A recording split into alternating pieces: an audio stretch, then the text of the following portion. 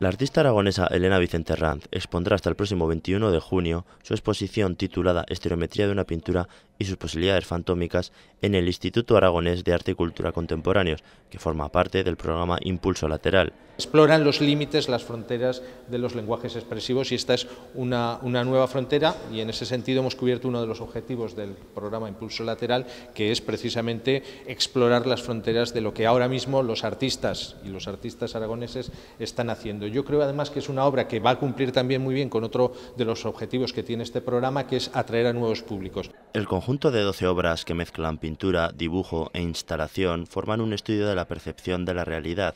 El principal método usado es la explotación de las capacidades tridimensionales de imágenes bidimensionales a través de trucos perceptivos. La inspiración para esta muestra es el cuadro Los Embajadores, pintado en 1533 por el pintor del Renacimiento alemán Hans Holbein, en el cual ya aparece uno de estos trucos visuales que Elena Vicente ha repetido en su exposición.